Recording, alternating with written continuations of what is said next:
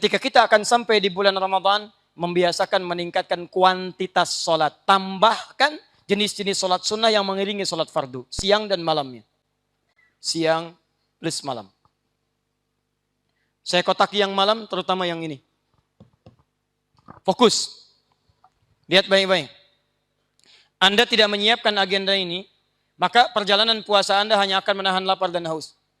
Kata Nabi, "Rubba sha'imin laisa lahu min siyamihi illa ju'ala tash." Tidak sedikit orang puasa, ketika dia jalani puasa, nggak dapat apa-apa. Cuman tahan lapar, haus, lapar, haus, lapar, haus. Nggak ada yang lain.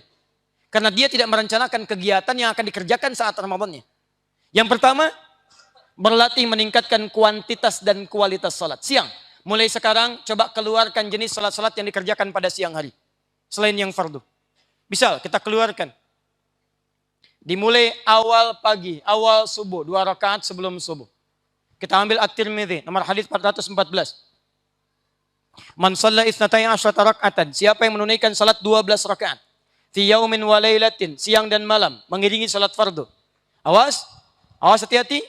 Apa jumlahnya 12 ini? 1, arba'an qabla dhuhri, 4 rakaat sebelum zuhur. Hadisnya dimulai zuhur, 4 rakaat sebelum zuhur, qabla zuhur. Raka'ataini ba'daha, 2 rakaat setelah zuhur, ba'd. Kemudian raka'ataini ba'dal maghrib, 2 rakaat setelah maghrib. Berapa? 8. Raka'ataini ba'dal isya, 2 rakaat setelah isya. 10. Raka'ataini qabla al-fajri, 2 rakaat sebelum subuh, 12. 12. Ini baru yang pokok. Anda bisa konsisten mengerjakan ini, kata Nabi, bunyalahu bihinna baitun fil jannah. Orang yang konsisten mengerjakan ini selama hidupnya, maka kalau ia wafat dengan konsistensi amalan ini, akan dibangunkan langsung oleh Allah satu rumah di surga untuknya. Ummu Habibah ketika mendengar pernyataan ini, kata beliau, lihat kalimatnya. Bima makna. Lihat kalimatnya. Azamtu alla atrukaha tula hayati. Sejak saya mendengar pernyataan Nabi ini, saya bertekad pada diri saya tidak akan tinggalkan selama hidup saya amalan ini. Mendengar sahabat dari pernyataan Sayyidah Ummu Habibah radhiyallahu taala anha, kata mereka, kami pun bertekad tidak akan meninggalkan amalan ini. Ummu Habibah, istri Nabi, keluarga Nabi, tercinta Nabi, sudah ada jaminan surga bersama Nabi, tapi ketika mendengar amalan ini, beliau masih bertekad, saya nggak akan tinggalkan. Maka akhwat yang di belakang, Anda istri Nabi bukan, tetangga Nabi bukan, tabi'in juga bukan, tidak ada jaminan surga, maka Anda lebih berhak untuk bisa menggunakan konsistensi amalan ini untuk mendapatkan rumah Anda di surga. Siapa yang sudah punya rumah di surga, boleh angkat tangan. Ayo silakan, saya pulang. Kalau Anda merasa belum punya rumah, bangun bahannya dari sekarang. Ini sudah ada bahannya. 2 rakaat sebelum subuh, tadi lewat. Duhur, alhamdulillah. Duhur kelewat, nah nanti tunggu maghrib, ba'da maghrib, kalau hidup. Makanya kalau Anda merasa bisa wafat kapan saja, ketika ada amalannya, jangan tinggalkan. Sebab begitu ditinggalkan, kesempatan tidak berulang. Nggak ada yang berulang, Anda harus tunggu yang lainnya lagi. Sedangkan wafat itu tidak ada pilihan. Kita nggak bisa milih, Anda bisa duluan, saya belakangan, bisa. Bisa ditukar, saya belakangan, Anda duluan. Bisa. Bisa ditukar lagi, saya duluan setelah Anda. Mungkin. Ini poinnya. Belum selesai. Ini standar. Jadi kalau Anda mengerjakan amalan sunnah baru yang ini, 12, jangan dulu bangga. Amalan Anda masih standar. Kalau mau di atas standar, naikkan lagi dikit. Teman-teman sekalian, tambah lagi. Masya Allah. Syuruk awal duha. At-Tirmidzi nomor hadis 586. Man shalla ghadata fil jama'ati. Siapa yang menunaikan salat subuh berjamaah di masjid, berjamaah. Tsumma yaqudu yadhkurullah, kemudian dia duduk berzikir kepada Allah, enggak langsung pulang. Duduk zikir. Yaqud pakai fi'il mudhari, progresif. Duduknya enggak harus di tempat itu. Bisa pindah pojok kanan, pojok kiri, yang penting zikir dia. Enggak harus di situ. Agak keliru kalau orang mengatakan enggak boleh pindah-pindah. Masya Allah. Agama ini meringankan, bukan menyulitkan. Mau ada orang bersih-bersih, maaf Pak, minggir sedikit. Maaf, sedang zikir. Anda bikin capek orang. Yang imam nggak pindah, yang makmum nggak pindah. Mau pengajian, ayo siap-siap pengajian. Maaf, sedang syuruk. Teman-teman, yaqudu fi'il mudhari bisa pindah. Mau di sini pindah ke sana boleh. Pindah sana boleh sepanjang area masjid. Anda zikir setelah itu, tsumma yusalli rak'atain. Anda tunaikan salat 2 rakaat. Begitu Anda tunaikan, Allahu Akbar. Fakana alaihi ka'ajri hajjin wa umratin. Dia dapat pahala senilai haji dan umrah. Pada saat itu. Senilai haji dan umrah. Bukan haji dan umrah. Senilai haji dan umrah. Masya Allah. Pak mau kemana Pak? Mau haji dan umrah. Kok ke masjid? Syuruk. Bukan. Dah ya, syuruk. Teruskan, duha. Syuruk awal duha. Ini awal duha. Jadi syuruk itu awal duha. Karena bahasa hadisnya fi bidayatid duha, di awal duha. Awal duha itu matahari mulai naik, melewati batas tingginya, batas terbitnya. Terbit disebut masyrik. Melewati ini satu tombak, pelewatannya disebut dengan isyrak. Isyrak, posisinya disebut dengan syuruk. Syuruk itu awal duha. Jadi kalau Anda mengerjakan syuruk, artinya Anda mengerjakan awal duha. Jumlah bilangannya 2 rakaat. Enggak ada sholat syuruk, yang ada sholat duha. Iya, syuruk itu awal duha. Enggak ada awal duha, yang ada syuruk. Iya, syuruk itu awal duha. Duha itu awalnya syuruk. Nah ini. Yang syuruk benar, yang duha benar. Yang salah? Tidak, karena ini pun sunnah hukumnya. Di Anda tidak kerjakan pun Anda enggak dosa. Allah tidak hukumi Anda dosa. Kenapa Anda menilai diri sendiri dosa? Anda ini kenapa? Quran enggak hafal, ayat enggak ditanya. Pahala ngarang. Ya. Nah ini pertengahan duha bisa 4, akhir duha sampai bisa 8. Terus lagi, sebelum zuhur sudah, pada zuhur sudah, sebelum asar. Ada enggak salat sunnah? Yang bilang ada angkat tangan. Ayo. Yang bilang tidak ada angkat tangan. Yang wallahu a'lam enggak usah angkat tangan. Ayo. Sebelum asar ada 4 rakaat. Di Abu Daud nomor hadis 1257. Dari Ibnu Umar, an Ibnu Umar radhiyallahu taala anhuma, qala Rasulullah sallallahu alaihi wasallam, rahimallahu imra'an shalla qabla al-'asri arba'an. Allah merahmati seorang hamba yang mau menunaikan salat 4 rakaat sebelum asar. 4 rakaat. 4 rakaat ini tidak disebut dengan rawatib. Bedakan rawatib dengan mutlak. Kalau rawatib itu diikatkan waktunya bersanding dengan salat fardu. Dan keutamaannya terkait dengan salat fardu. Keutamaannya. Ada salat yang keutamaan terkait dengan salat fardu, ada yang terpisah dengan salat fardu. Jelas ya? Baik. Yang ini 4 rakaat sebelum asar. Maghrib 2 rakaat setelah maghrib sudah. Sebelum maghrib ada salat berapa rakaat? 2 rakaat. Yang ada salat angkat tangan. Apa dalilnya? Wallahu a'lam. Yang tidak ada salat angkat tangan. Tayyib. Dalilnya ada 2 rakaat sebelum maghrib. Di Abu Daud nomor hadis 1258. Satu nomor bedanya dengan yang tadi. Cuma 1 nomor. Riwayatnya sama dari sahabat Ibnu Umar, Abdullah bin Umar radhiyallahu taala anhuma. Qala Rasulullah sallallahu alaihi wasallam, bima makna? Perhatikan kalimatnya. Shallu rak'ataini qabla al-maghrib. Salatlah kalian 2 rakaat sebelum maghrib, wa la tattakhidhuha sunnatan. Cuman yang ini spesial, jangan terlalu dibiasakan.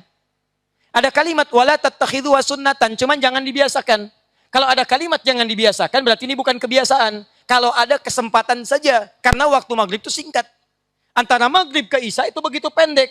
Kalau dibuka dengan sholat sunnah lagi, banyak sholat sunnah, nanti habis waktunya, berdekatan dengan isya, bahkan ada yang terlambat dalam keadaan isyanya.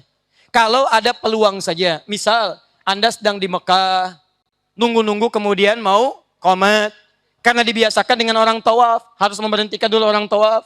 Anda baca Quran sudah, zikir sudah, daripada ngerjakan yang tidak jelas, lebih baik sholat 2 rakaat, tunaikan 2 rakaat. Daripada ngerjakan yang tidak jelas. Ceklik. Menunggu maghrib di depan Ka'bah. Ada kerjaan. Ini. Tapi kalau Anda di sini, Said Naum, Masjid Al-Azhar, Masjid Istiqlal, datang. Waktu maghrib sudah adzan, misalnya tinggal 2 menit komat. Jedanya cuma 2 menit, selesai adzan tinggal mau masuk. Doa, zikir. Begitu tidak cukup, selesai sudah. Ikuti langsung salat maghrib. Tapi kalau sedang nunggu belum ada yang datang. Buka pintu sendiri. Ya, nyalain lampu sendiri. Adzan sendiri. Orang belum datang. Salat 2 rakaat. Tunggu 5 menit, belum datang juga. Masya Allah. Itulah barangkali pahala Allah ingin berikan pada Anda seutuhnya pada saat itu. Masya Allah. Pahala buka masjid. Pahala nyalain lampu. Pahala adzan. Pahala qomat. Pahala imam. Pahala makmum sekaligus. Luar biasa. Subuh juga begitu, adzan 4:30 nggak ada yang datang. Kalau 4:30 nggak ada yang datang adzan, cobain adzan jam 9. Saya yakin banyak yang datang. Adzan jam 9. Begitu adzan jam 9, datang banyak orang. Gila kamu, adzan jam segini. Katakan, kamu yang gila. Saya adzan 4:30 nggak pada datang. Sekarang saya adzan kok pada datang? Balik. Sudah. Maghrib sudah, qabliyah isya ada. Ada salat di antara 2 adzan. Ya, adzan dengan iqamah, sah ditunaikan. Keluarkan semuanya. Jangan tanggung ya, teman-teman. Gini cara berpikirnya, gini. Kalau Anda ketinggalan uang 200.000 di sini, kan Anda jalan. Ingat, ada ketinggalan uang. Balik lagi nggak? Balik lagi. Kenapa ketika Anda ketinggalan sunnah tidak balik lagi? Dan sunnah itu menjaga Anda sampai dengan kiamat. 200.000 hilang seketika.